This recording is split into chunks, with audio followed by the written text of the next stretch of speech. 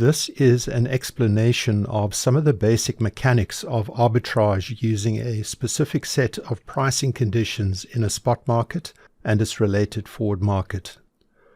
The example uses a nameless and generic commodity. This has a spot price today, which is T0, of 4,500 Rand per unit.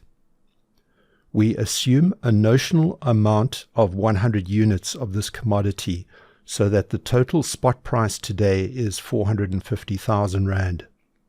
The forward price today for delivery 1 year from today, also for 100 units of this commodity, is 465,000 Rand. The risk-free rate is 6% per annum. Arbitrage begins by identifying the mispricing, if any. Turning attention to the bottom of the screen, we apply the pricing equation for a forward to determine that the forward price for a 1-year contract with a 6% risk-free rate and a spot price of 450,000 Rand should be 477,000 Rand. Meanwhile, back at the top of the screen, we see the forward price is a different number, 465,000 Rand. This means that there is, in fact, a mispricing condition. More specifically, the forward price is lower than it should theoretically be. The next step is to decide what positions to take. In general, you buy low and sell high. In derivatives arbitrage, that means that you take a long or buying position if the derivative is underpriced, and a short or selling position if the derivative is overpriced.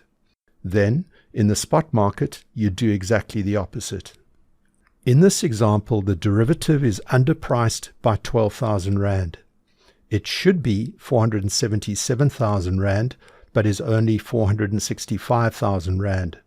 Therefore, the arbitrager will buy, take a long position in the forward market, and do the opposite by selling or taking a short position in the spot market.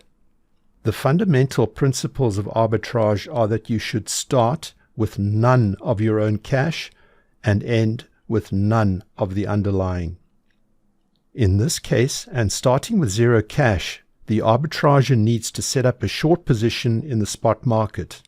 This is, of course, a short sale, which begins with borrowing 100 units of the commodity and then immediately selling them into the spot market, realizing 4,500 Rand per unit for a total cash inflow of 450,000 Rand. This cash cannot be allowed to sit idle, so it is invested in a treasury bill costing 450,000 Rand to earn the risk-free rate of 6% for 1 year. Note that the risk-free asset must be used because arbitrage is the process of earning a risk-free return on market mispricing.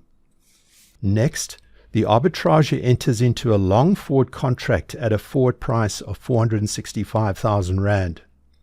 Recall that this contract is a long because the forward is underpriced and you should buy under such conditions. At the point of inception for this derivative, no cash changes hands, because that is how forward contracts work.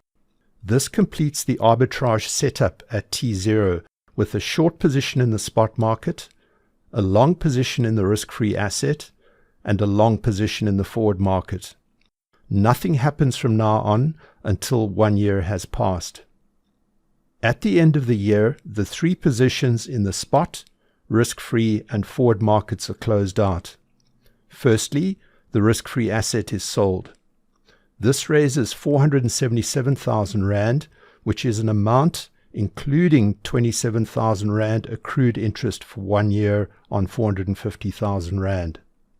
Then, part of this cash is used to fulfill the obligation to buy the commodity under the terms of the forward contract.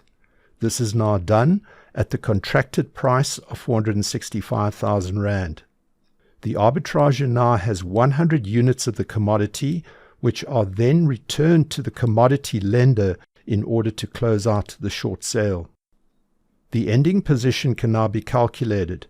By adding up the columns, you can see that the forward and risk-free asset positions are at 0, which confirms that they are closed out.